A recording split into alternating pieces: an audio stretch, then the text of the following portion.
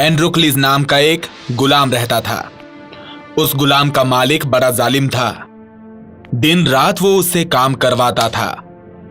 लकड़ियां काटना, पानी भरना, साफ सफाई करना, ऐसे काम वो दिन भर करता। थोड़ी सी भी गलती हो जाने पर वो उसे बहुत पीटता था।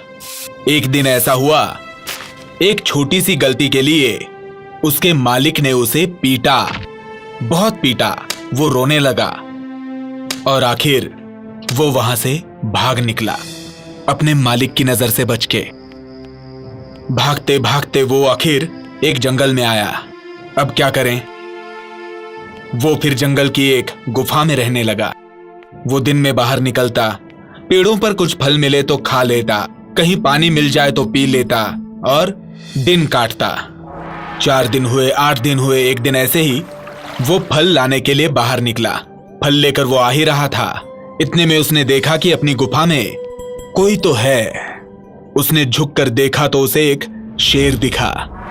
वो शेर तड़प रहा था, अपना पैर हिला रहा था और कराह रहा था। उसने देखा तो क्या, शेर के पैर में एक कांटा चुभा हुआ था। अब क्या करें? शेर का कांटा निकाले कि नहीं? उसने हिम्मत जुटाई और वो शेर के पास गया। धीरे से उसने उसका पैर अपने हाथों में लिया और हल्के हाथों से उसने कांटे को निकाल दिया। उसे मरहम पट्टी भी कर दी। शेर को बहुत अच्छा लगा। 2-3 दिनों में शेर का पैर ठीक ठाक हो गया। जख्म भरने पर शेर एक दिन गुफा से निकल गया। एंड्रोक्लिस को थोड़ा अच्छा लगा। ऐसे कई दिन बीते। आखिर में उसका मन ऊब गया। वो क्या करता, कहां जाता? फिर उसने तय किया कि मैं किसी दूसरे शहर में जाकर जो मिले सो काम करूंगा और जीऊंगा। एक दिन वो निकल पड़ा और एक पड़ोस के शहर में पहुंच गया। लेकिन बदकिस्मती उसका साथ नहीं छोड़ रही थी। बिल्कुल उसी दिन उसका वो जालिम मालिक भी उसी शहर में आया था। ये आगे जा रहा था, सामने से मालिक आ गया। एंड्रोक्लिस को देखते ही उसका मालिक आग बबूला हुआ और उसने उसे पकड़ लिया। उसे सिपाहियों के हवाले किया। सिपाहियों ने उसे कैद खाने में डाल दिया। उस वक्त क्या था कि रोम के नियमानुसार भागे हुए गुलामों को भूखे शेरों के सामने डालने की सजा सुनाई जाती थी। 2-4 दिन उसे कैद में रखा। फिर एक दिन रविवार को एक बड़े पिंजरे से एंड्रोक्लिस को एक मैदान में लाया गया। सजा देखने के लिए बहुत से लोग जमा हुए थे। रोम का राजा भी आया था। बाद में उस पिंजरे का दरवाजा धीरे से खोला गया। एंड्रोक्लिस के हाथ में एक छोटी सी छुरी दे दी गई और एक शेर को उस पिंजरे में छोड़ दिया गया। पिंजरा बड़ा था। उस गुलाम को देखते ही उस शेर ने दहाड़ मारी। अब वो उस गुलाम पे झपटने वाला था। इतने में शेर को लगा कि इस आदमी को मैं जानता हूं। शेर को अचानक से याद आया, ये तो वही है जिसने मेरे पैर का कांटा निकाला था। शेर अचानक से शांत हुआ। वो धीरे धीरे आगे बढ़ने लगा। अब वो एंड्रोक्लिस के पैर चाटने लगा। जितने लोग जमा थे सबको आश्चर्य हुआ। राजा को भी आश्चर्य हुआ।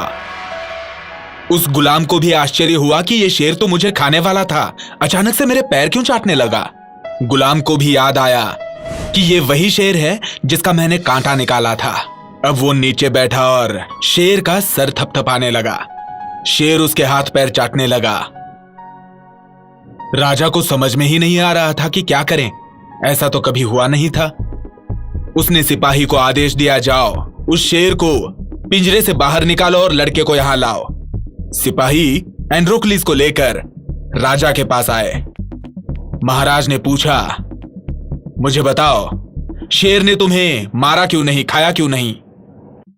उसने कहा, नहीं महाराज। क्या है?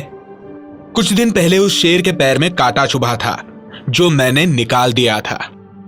उसी उपकार की वजह से उसने मुझे मारा नहीं, मुझे बिना मारे वो वापस गया। राजा को आश्चर्य हुआ। उसने पूछा, मुझे बताओ, कांटा निकालते समय तुम्हें शेर से डर नहीं लगा? एंड्रोक्लिस ने कहा, डर किस बात का? मेरे जालिम मालिक की तरह वो शेर जालिम तो नहीं था।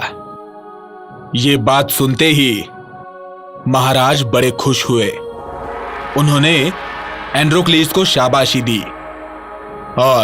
और घोषणा की कि आज से यह गुलाम नहीं आजाद है, और उसे भरपूर बख्शीश भी दिया। और उसका जो जालिम मालिक था ना, उसे कैद खाने में डाल दिया और 2 साल की सजा सुना दी।